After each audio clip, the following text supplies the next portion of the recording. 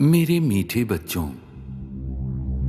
तुम मुझे ईश्वर, अल्लाह, शिव, यहोवा, गॉड आदि नामों से पुकारते हो। तुमने मेरे लिए मंदिर, मस्जिद, चर्च एवं गुरुद्वारे बनवाए। तुमने वेद शास्त्र और कई प्रकार की धर्म पुस्तकें लिखी।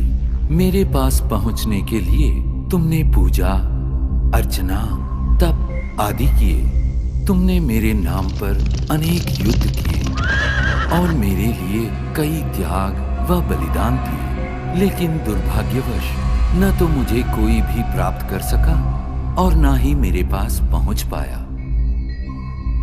वास्तव में मुझे जानने से पहले तुम्हें ये जानना और महसूस करना है कि तुम स्वयं कौन हो।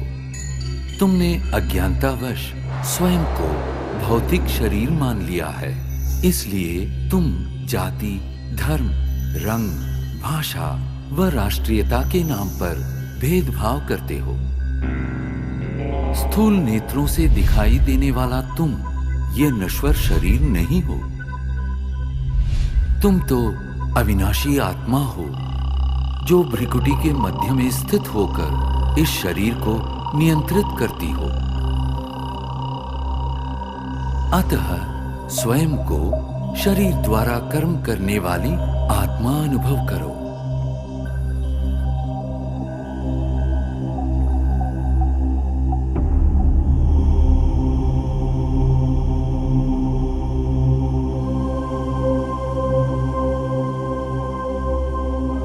अब कुछ क्षणों के लिए सांसारिक बातों व उनके वातावरण से स्वयं को अलग करो। इस देह को भूल अपने आप को भ्रिकुटी के मध्य में चमकता चैतन्य सितारा अनुभव करो। वास्तव में तुम यही हो, अति सूक्ष्म ज्योतिर्बिंदु आत्मा। अब क्रमशः तुम्हारी यात्रा आरंभ होती है। इस भौतिक दुनिया और देह से ऊपर उठकर नीले गगन की ओर।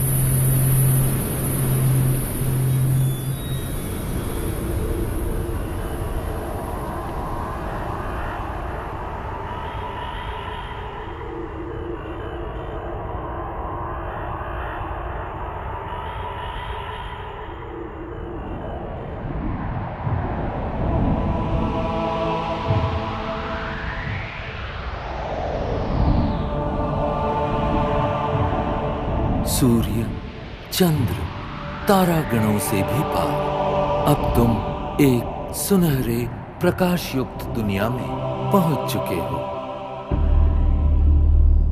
ये वो आत्माओं की दुनिया है जिसे ब्रह्मलोक, शांति धाम, मुक्ति धाम व परम धाम कहा जाता है।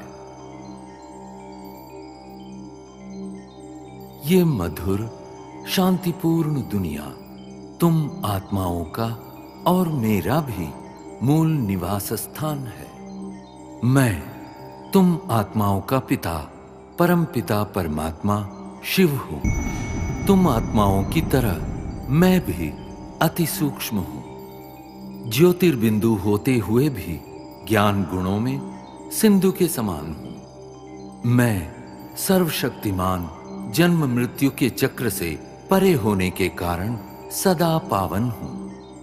तुम सब आत्माएं मेरी प्रिय संतान हो। प्रारंभ में तुम आत्माएं भी मेरे साथ परम धाम में ही निवास करती थी। बाद में तुम जन्म और कर्म का अविनाशी अभिनय करते सृष्टि नाटक मंच पर अवतरित होते हो।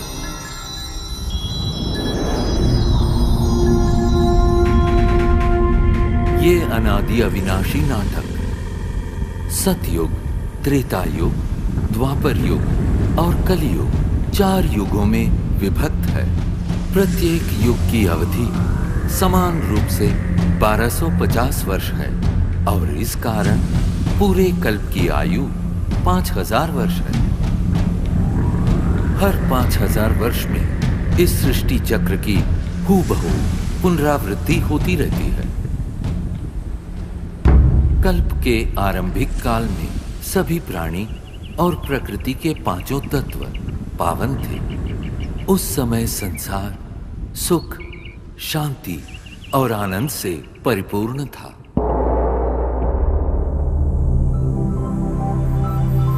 यही वो समय है जिसे सतयुग और त्रेता युग के नाम से जाना जाता है, जहां तुम देवी देवता के रूप में रहते थे। इस 2500 वर्ष की अवधि को स्वर्ग, बैकुंठ, बहिश्त, जन्नत, पैराडाइज आदि नामों से जाना जाता है। सतयुग अर्थात स्वर्ण युग में श्री लक्ष्मी और श्री नारायण का अटल अखंड राज्य था। तत्पश्चात त्रेता युग अर्थात रजत युग में श्री सीता एवं श्री राम ने राज्य किया।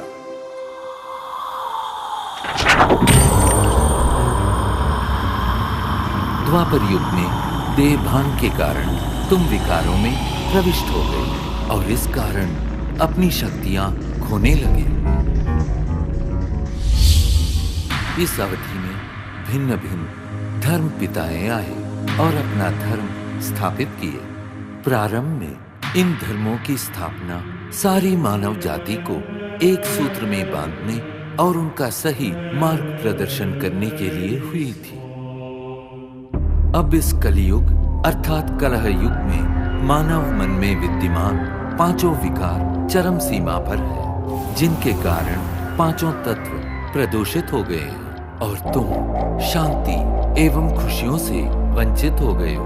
परिणामतः दुख, अशांति के दलदल से मुक्ति पाने के लिए तुम मुझे पुकारने लगे। यदा यदा हि धर्मस्य ग्लानिर्भवति भारत अभ्युत्थानमधर्मस्य तदात्मानं सृजाम्यहम् परित्राणाय साधूनां विनाशाय च दुष्कृतां धर्म संस्थापनार्थाय संभवामि युगे युगे। जब जब धर्म की ग्लानि होती है एवं अधर्म व पाप में वृद्धि होती है, तब तब सत धर्म की स्थापना और श्रेष्ठ विश्व नव निर्माण हेतु मैं धरती पर अवतरित होता हूँ। इस दिव्य व पावन अवतरण के काल को संगम युग कहते हैं। कलियुग और सतयुग के संगम का ये समय अत्यंत कल्याणकारी है। गीता में दिए इन वचनों के अनुसार अब भारत भूमि पर मेरा अवतरण हो चुका है। प्रजापिता ब्रह्मा के साकार मानवीय तन में मैं प्रविष्ट एवं सन्निविष्ट होकर सहज गीता ज्ञान एवं राजयोग द्वारा तुम आत्माओं को पावन बनाने का महान कार्य कर रहा हूं। अब तुम देह सहित देह के सर्व संबंधों को भूल स्वयं को आत्मा निश्चय कर मुझ परम पिता परमात्मा को याद करो। यही राजयोग है जिसके द्वारा तुम्हारे जन्म जन्मांतर के विकर्म दग्ध होंगे और तुम सर्वगुणों एवं सर्वशक्तियों से संपन्न हो जाओगे। याद रखो, प्रकृति के पांचों तत्व भी तुम्हारे इसी संपन्नता की प्रतीक्षा कर रहे हैं। मेरे प्यारे बच्चों, मैं वही हूं जिसे तुम अनेक वर्षों से खोज रहे हो।